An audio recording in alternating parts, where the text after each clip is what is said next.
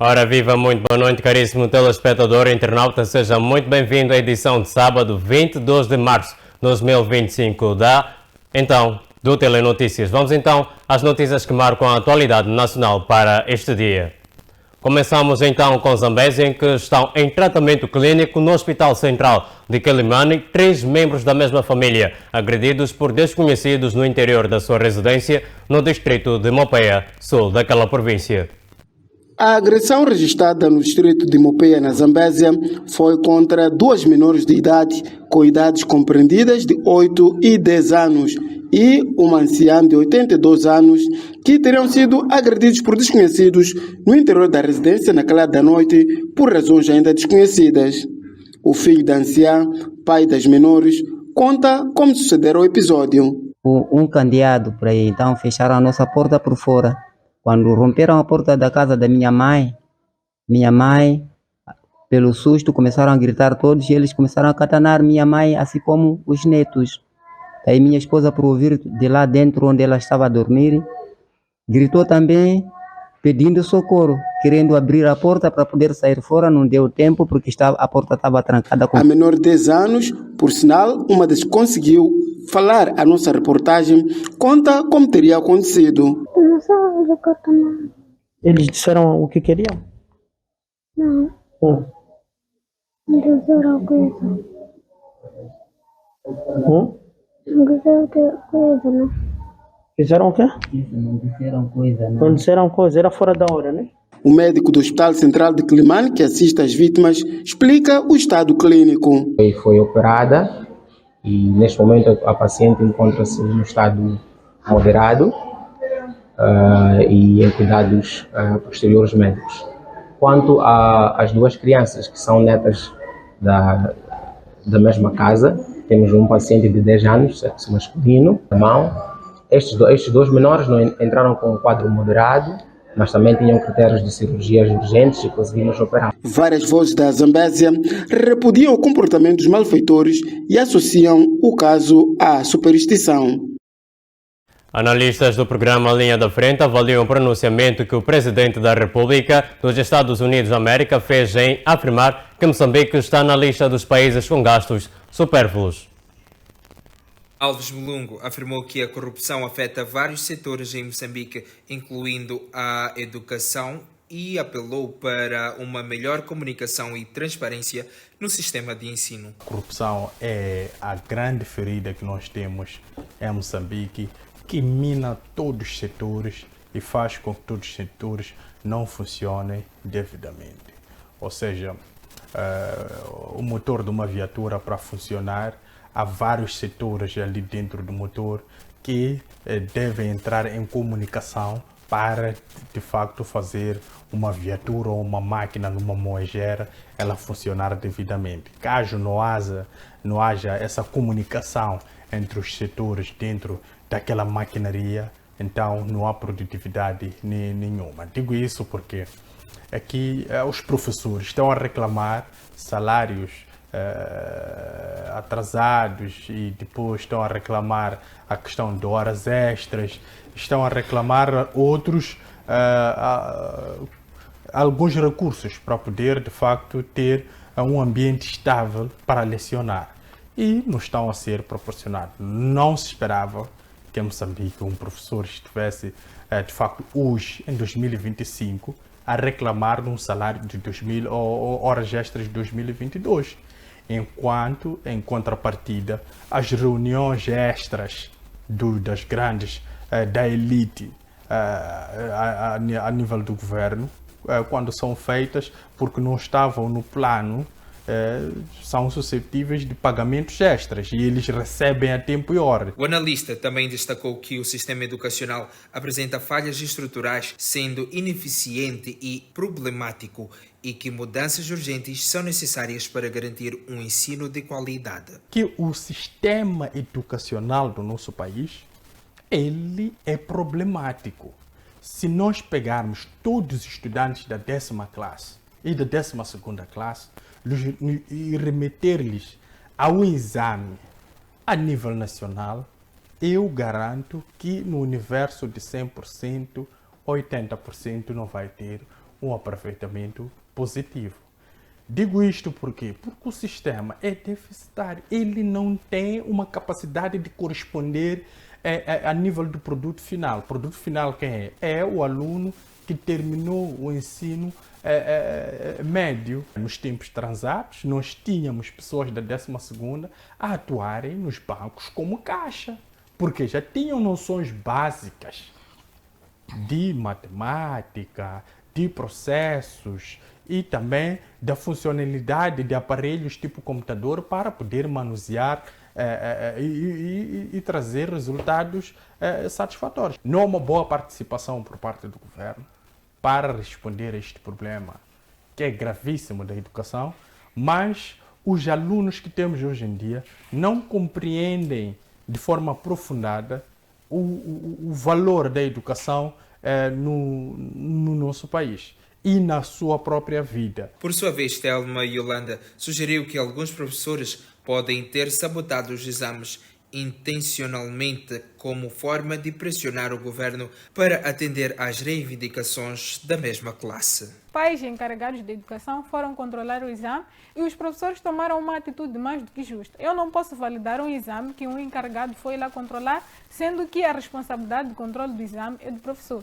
Então, o que eu percebi é que os professores usaram uma estratégia de pressão ao governo, que era sabotar aquele momento de exame. Eles boicotaram o exame como uma resposta, porque eles sabiam que aquilo iria gerar uma satisfação a todos os pais e encarregados de educação naquela escola. E, de alguma forma, iriam pressionar a direção da escola, iriam pressionar a direção distrital da educação de Marraquém, iriam pressionar automaticamente a direção da cidade, o Ministério da Educação e Desenvolvimento Humano. E assim foi. O problema escalou-se até chegar ao Ministério da Educação e o governo assumiu que existe esta responsabilidade e que faria o pagamento destas horas extras a qualquer momento. Estamos cientes de que os alunos não são iguais.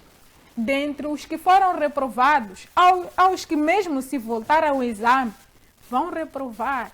Mas ali existiu um mulungo, um belize, que dedicou-se o ano todo, mas não conseguiu dispensar, se calhar tinha 13 valores e que numa sala de exame conseguia aprovar para depois seguir a sua própria vida, ou ia para um instituto profissionalizante, ou seguia para o ensino superior, mas todas as crianças daquele distrito que tinham um outro destino, que tinham uma próxima fase da sua vida, não poderão continuar. A questão que eu coloco: qual é o governante que aceitaria que o seu filho perdesse um ano de educação por conta de uma negligência de alguém? Neste caso, estamos a falar de uma negligência e falta de vontade política. Vamos agora para Sofala, em que, por falta de parcelamento de alguns bairros na cidade da Beira, famílias transportam o corpo de um jovem por 30 quilômetros. Isto quer dizer do bairro de Inhangoma para Mungaça. O jovem perdeu a vida no bairro de Nhangoma. A família foi obrigada a transportar o corpo do jovem 30 km por falta de via de acesso para circular a viatura, de modo a levar o corpo. A causa está a falta de parcelamento por parte da idilidade na zona de Nharima Mbambamba. A nossa equipa de reportagem presenciou o corpo a ser transportado por mais de 3 horas de tempo até que chegamos no local onde a viatura estava estacionada, mas já notava-se cansaço por parte dos jovens que carregavam o corpo. Aqui nós somos as pessoas que vivem naquela zona de Mbambamba, mais conhecida por Nharima. Aqui nós temos problema através de acesso à estrada. Gostaríamos também que o município e também o secretário que estão também perante nesse bairro aqui, para poder ver a situação que passamos dia após dia. Quando chuva cai, a gente passamos, não temos como atravessar. Às vezes, ponte é desabado com água. Para além da população de Nhangoma e zona de Nharima e Mbambamba terem dificuldade de circular de viatura por falta de parcelamento, clama por construção da ponte para melhorar a travessia. Para ser ultrapassado, queremos que haver um ponte no nosso riacho aqui de Nharima, porque foi um grande sacrifício. Isso não é normal, mas eu sei dizer o culpado é o município. Porque Beira e Kutonga no município é MTM. Então, para que normal ou não, para manungo, quase manungo muito, para ponte que já é na defeito ponto. Pepire que time kufa. Veio de quarteirão 25 lá, só que de repente estou a encontrar lá naquela ponteca, mas foi um pesadelo. Foi muito triste assistindo um corpo assim, passando daquela ponteca de sofrimento para cá, molhou o corpo. É muito triste, muito sentimental. Estou a pedir muito mesmo o município nos apoiar, fazer aquela ponte. Estamos cansados. Importa referir que o problema de parcelamento da zona de expansão está com barbas brancas. As imagens são José Bilho, Mendes Mundai, FTV, Cidade da Beira. E o clima de tensão no país se intensificou após relatos de confrontos entre forças de segurança e a população. Então, analistas do FTV Debate discutem sobre o pronunciamento do ministro do Interior, Paulo Chachini, que alega desconhecer o uso de balas verdadeiras contra a população. Camilo da Silva sugere soluções para combater a criminalidade e garantir a segurança pública sem recorrer a métodos excessivos que violem a liberdade individual. Então, o ministro Chachini tem um papel muito grande, porque esta questão dos excessos não vem de hoje e eu não sei se a nossa polícia está preparada, se acontecesse uma coisa amanhã, se está preparada para poder atuar de forma diferente. Portanto, vamos olhar para aquilo que são as medidas que o ministro anunciou, não é?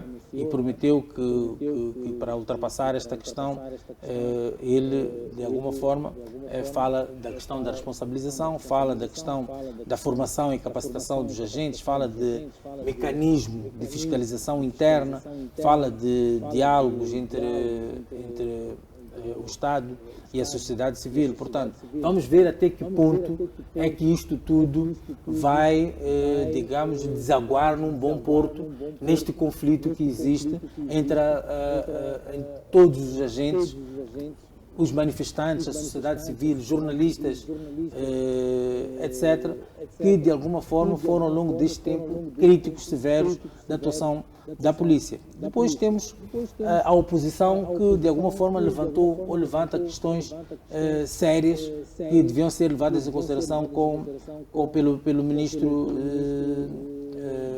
Chachini, não é? Porque esta questão da falta de responsabilização, inquéritos sobre estes excessos, não é?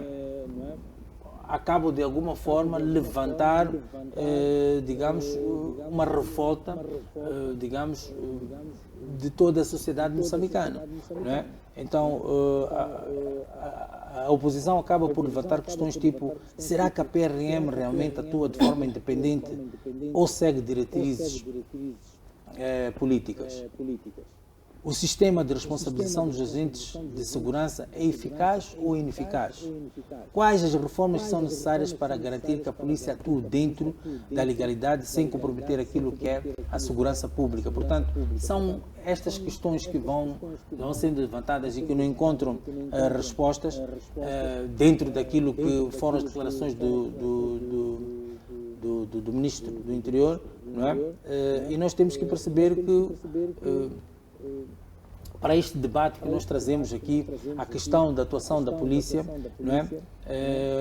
Acaba por tocar naquilo que são os direitos civis, na governação e na própria democracia. Acaba por, de alguma forma, revalecer e beliscar aquilo que é a governação e a democracia. Agora, para o governo, não é? É essencial que se demonstre um compromisso muito maior do que aquilo que o ministro veio aqui trazer, com a justiça, para evitar este descontentamento popular, para que este descontentamento popular cresça ainda mais, não é? Porque já, de alguma forma, até já está a transbordar. Então nós temos que, de alguma forma, mitigar isso, não é? E temos que encontrar soluções para esses desafios, não é? Pressionar por mudanças estruturais sem, de alguma forma, comprometer isto que é a segurança, digamos, segurança pública, não é? Já o analista Samamadin Rule afirma que as promessas de reforma dentro da PRM não têm tido resultados significativos e que a falta de coragem impede mudanças estruturais dentro das forças de defesa e de segurança.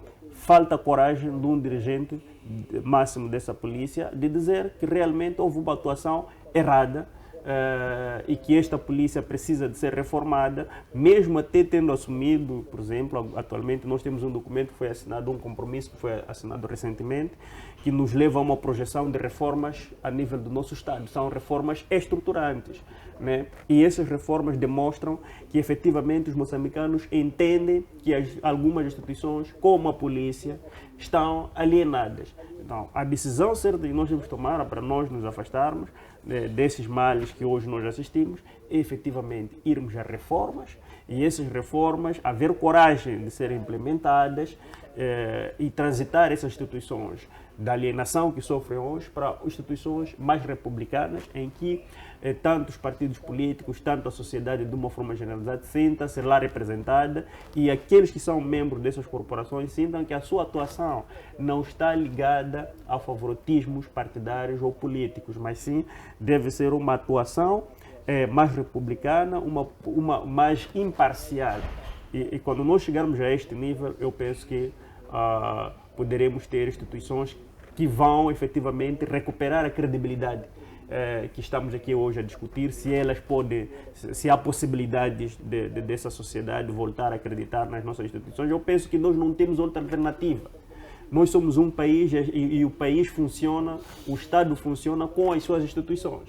Então, não tendo escolhas, independentemente do vendaval que vier a acontecer, o único destino que nós temos é voltar a constituir instituições que sirvam esse país.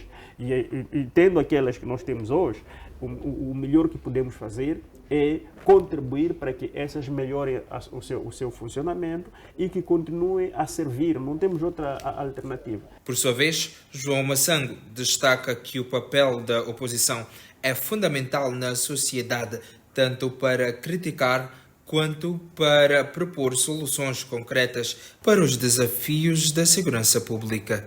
O termo oposição não significa que tudo aquilo que o governo faz e tudo aquilo que na nossa ótica serve como crítica trazido pela oposição deve ser visto como um ato ruim. Não. A oposição tem como um papel fundamental na sociedade de criticar e propor soluções. E termos um governo que tem, de facto, a capacidade, porque o governo não é só composto pelo presidente. O presidente da República é uma estrutura eleita, mas que, por sua vez, tem lá assessores, aqueles indivíduos que discutem. É por essa razão que nós até questionamos hoje, não é? Como é que um presidente da República vai fora, tira nos seus discursos aquelas que são palavras que depois tornam num debate, quando tem de facto uma gama de assessores jurídicos, assessores econômicos, assessores em vários estratos, digamos, do saber. Aquele todo grupo ali é que cria, faz parte da administração, exatamente do pensamento de um chefe do Estado ou de um ministério. Mas que muitas das vezes, quando a gente vê um colapso discursivo, quando a gente vê um colapso no contexto da interpretação de factos, até que chega a se entender de bom, o Estado não funciona porque quem bloqueia é a oposição. Então está aí de facto um grande perigo. A oposição não é só em Moçambique, é em toda parte. São aqueles que colocam, emitem opiniões sobre um determinado acontecimento ou uma política. E face aos últimos acontecimentos que marcam a zona norte do país, mais especificamente na província de Cabo Delgado, associados ao terrorismo, o analista João Massango diz que há uma necessidade de robustecer as forças de segurança e defesa de Moçambique, de modo que o país não busque apoio externo para combater os insurgentes em Cabo Delgado. Moçambique desempenhou um papel extremamente importante ao nível da região. Eu só quero recordar com a criação dos países da linha da frente, com a criação dos países não alinhados. Não é? Falo exatamente na governação do presidente Samora Machel. Moçambique ajudou alguns países do norte de Moçambique, estou a falar de Uganda, que eram países na altura, as ditaduras dos seus regimes ameaçavam exatamente toda a região da África Central. Moçambique ajudou na expulsão do Idi Amin Dada através das suas forças, mesmo no Ruanda, um pouco antes do genocídio, lá em 1994. O exército moçambicano foi um dos exércitos mais temidos ao nível da região da região da África Austral.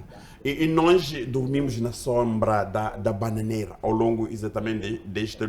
Não conseguimos, digamos, capitalizar esta pujança militar que Moçambique teve ao longo exatamente do tempo. O que é que aconteceu com o tempo no espaço? Nós fomos ficando como um país com fraca capacidade exatamente da resposta no contexto do exército, não é? Até o facto de Moçambique começar a registrar exatamente esses focos do terrorismo a partir do ano 2013 e com o seu maior enfoque em 2017. E é preciso também sabermos na geopolítica mundial que Bélgica faz parte da União Europeia. Quem ataca um país da União Europeia está a atacar a União Europeia. E é preciso também recordar que recentemente nós vimos esse rompimento das relações diplomáticas entre o Ruanda e a Bélgica. Logo, ou logicamente, a União Europeia não devia de facto ficar de longe. Sabemos perfeitamente que há bem pouco tempo, há 2 ou 3 meses atrás, houve de facto um barulho por causa das incursões militares no Congo Democrático, quando o M23 fez as incursões para ocupar a capital. Não é? As Nações Unidas, logicamente, começaram de facto a ver o cenário que estava de facto a acontecer na República Democrática do Congo, mas ao mesmo tempo trazida isto numa perspectiva, aquilo que o meu colega Samamadi disse. Nós tínhamos um Ruanda que tinha as suas forças a atacar o terrorismo em Moçambique, mas ao mesmo tempo tínhamos o Ruanda que estava a apoiar fortemente o M23 a colocar em causa um regime democraticamente eleito. E isso trouxe à tona esses problemas todos que nós estamos de facto aqui a debater. E eu acho que é chegada a hora do nosso país, Moçambique, não só depender, digamos, das tropas estrangeiras como Ruanda, porque na minha ótica Ruanda tem interesses. E isso foi falado desde há muito, não é? Está ganhando dinheiro. Ruanda, o interesse do Ruanda a Moçambique e sobretudo na província de Cabo Delgado, sim, é para combater o terrorismo. Mas é preciso a gente olharmos as potencialidades que Moçambique tem dos minerais na província de Cabo Delgado. Olha, os soldados voltam de mãos vazias. Nós temos conhecimento que naquelas zonas de maior influência dos terroristas, é só você pegar a enxada, sair uns 4 metros, você cavou, tens aí o rubi, você cavou, tens aí o ouro, você tens aí o diamante. São esses minerais que hoje não dão dinheiro ao mundo. Eu até chego a perceber exatamente a permanência do Ruanda e esses ataques todos que estão de facto a acontecer. Não porque as nossas forças não têm de facto a capacidade. Moçambique tem de facto jovens treinados com capacidade de se impor contra o terrorismo, porque quando nós temos um país e nós vamos buscar as tropas estrangeiras para poder nos ajudar no combate, por que nós, como país, não podemos de facto pegar os mesmos, não é, enviar para os países que formam, terem de facto a capacidade? E até isso tornou-se meme, em que nós olhávamos as nossas tropas, eram minimizados contra as tropas do Ruanda no nosso próprio território. Aí está de facto o grande problema. A União Europeia decide em parar com financiamento ao Ruanda. E logo isso iria afetar de forma direta ao Ruanda no financiamento ou na continuação das incursões militares ruandesas dentro do nosso país. Eu acho que está na hora do governo moçambicano começar a pegar os seus próprios filhos e treiná-los de forma que os mesmos tenham de facto a capacidade de enfrentar o terrorismo. Nós vimos agora nas manifestações. Ficou claro que, afinal de contas, o exército moçambicano tem um arsenal jamais visto para combater as manifestações. Será que o arsenal que nós temos é para combater as manifestações? Então devemos pegar este arsenal, esta potencialidade que nós temos, que nós vimos agora de 9 de outubro, e serem os mesmos que vão substituir, porque na verdade as tropas ruandesas têm de facto trazido uma fatura bastante enorme, que vocês não imaginam. Uma fatura bastante enorme, e quem paga exatamente isto somos nós. Hoje há problema de salários na função pública, de horas extras na educação e no setor da saúde. Não estão ali aquelas tropas a preço de banana. Não estão ali aquelas tropas naquele cenário diplomático de favores. O Estado moçambicano paga a fatura. Então é chegada a hora de nós municiar as nossas tropas moçambicanas no sentido de nos levar a cabo os cenários do terrorismo. Aliás, no dia da tomada de posse, no discurso da despedida do presidente Inhosse, disse que o cenário de terrorismo em Cabo Delgado tinha acabado. Então, se acabou o terrorismo em Cabo Delgado, significa que já não há necessidade da manutenção das tropas ruandesas no nosso país, senão nós evidenciarmos um esforço maior no sentido de potenciar as nossas tropas para exatamente fazer face ao terrorismo. Analistas do programa Linha de Frente avaliam a decisão da escola secundária de Nhongunai, no distrito de Maracuene, que optou por repetir os exames devido ao elevado índice de reprovação. É um pouco controverso quando um país que é doador consegue perceber que a pessoa a quem está a fazer uma doação consegue, se calhar, viver melhor que o seu povo. Neste caso, refiro-me ao governo, não todo o povo moçambicano, porque os gastos supérfluos que eu consigo notar a nível do Estado moçambicano ou a nível de Moçambique é que os gastos supérfluos são feitos a nível da elite governamental. Para mim, não poderia admitir que se fale de gastos supérfluos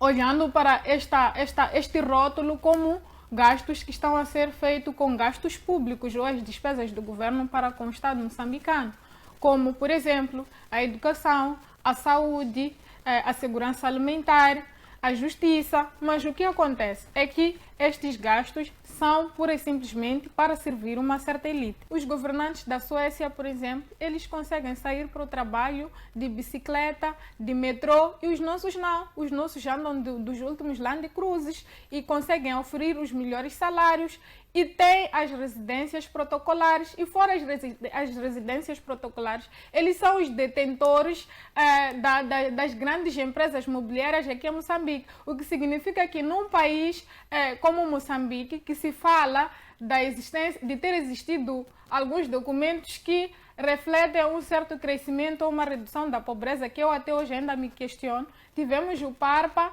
que era o plano da redução da pobreza absoluta, e até 2005 tivemos o PARPA 1, depois passamos para o PARPA 2, depois do PARPA 2, 2011, 2014, tivemos o PARP, assumindo que Moçambique está a sair da pobreza absoluta para a pobreza. Mas quando eu tento fazer uma ponte e uma análise dessa reforma desses documentos, que para mim estão mais a ser politizados e olhando para os indicadores reais, para mim ainda não consigo ver a relação entre pobreza e pobreza absoluta desde aquele período.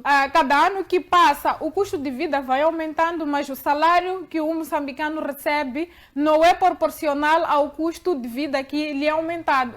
O custo dos produtos continuam mais caros comparando ao salário que a pessoa vai receber. Boa parte da população moçambicana não consegue ter acesso a essas 3 refeições, se calhar nem uma refeição. Tem pessoas que vivem de batata doce, de tubérculos para conseguir sobreviver nas províncias nas zonas mais recônditas do país, mas nós conseguimos encapar o Estado moçambicano como um país que consegue trazer um crescimento econômico, uma redução da pobreza, mas para mim esses são argumentos que não têm indicadores que economicamente sejam aceitáveis. Houve sim um crescimento econômico e um dos momentos marcantes que eu acho que houve crescimento econômico em Moçambique foi nos 10 anos de governação de Guebuza. Tivemos a construção da estrada circular, tivemos aumento de várias infraestruturas públicas, algumas foram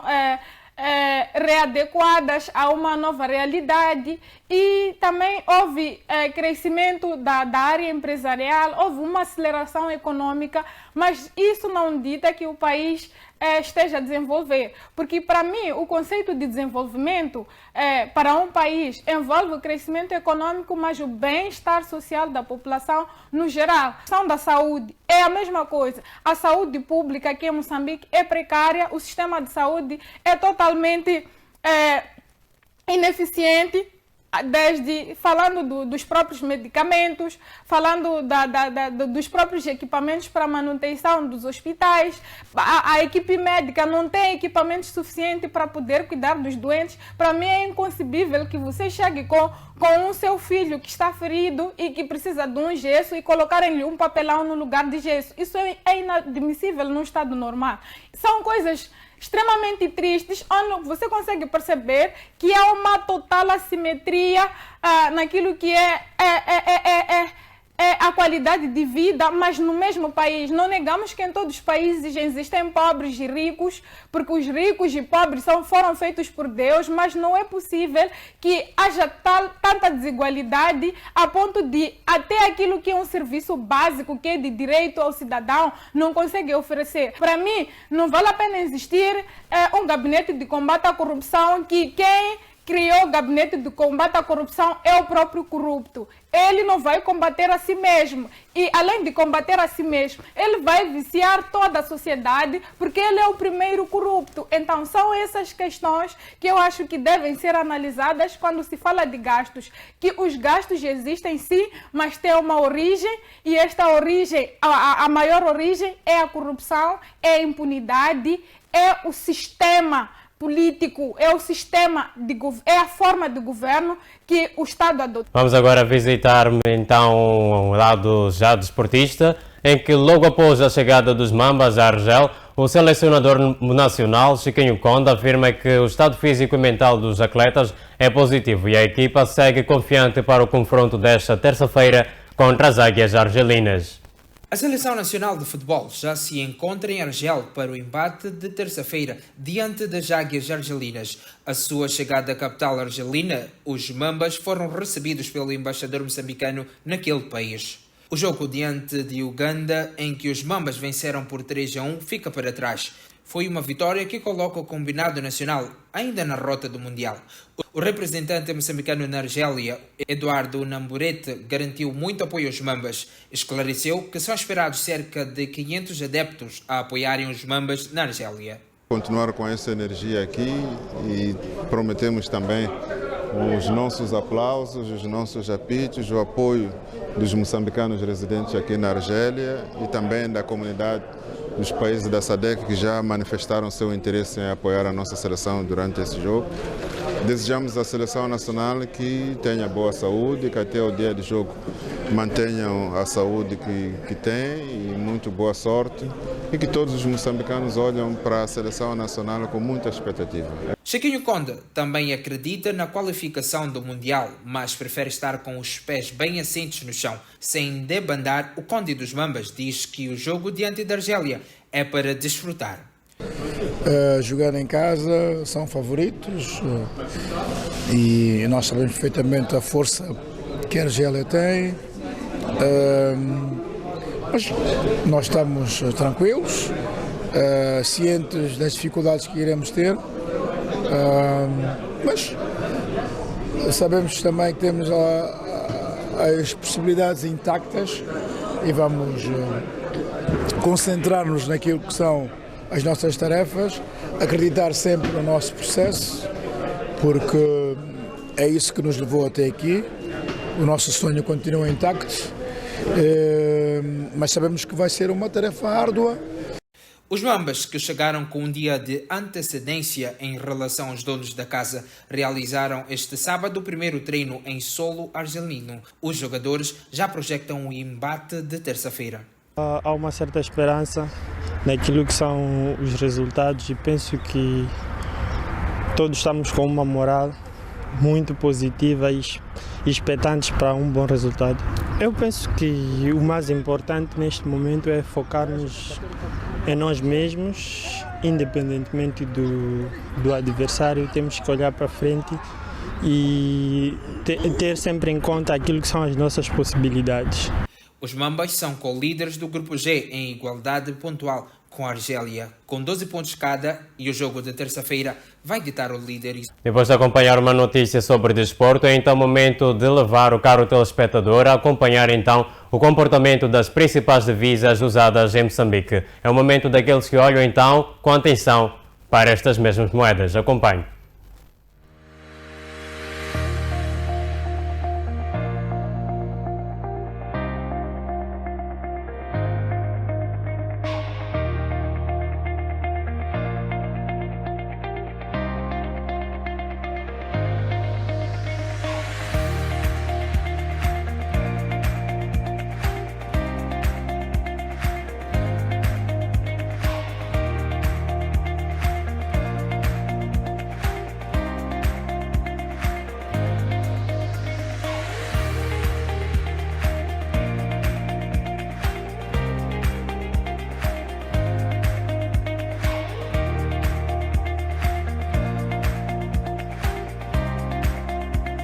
E depois de acompanharmos então o comportamento das principais divisas usadas em Moçambique, é momento de então colocarmos o ponto final a esta edição de sábado, 22 de março de 2025 do Telenotícias, com a promessa então de voltar na próxima semana, isto é, segunda-feira, temos um encontro marcado às 19 horas, cá neste espaço. Para agora, desejamos que o caro telespectador internauta tenha um ótimo final de semana e por que não desejar um final de semana abençoado. Até lá!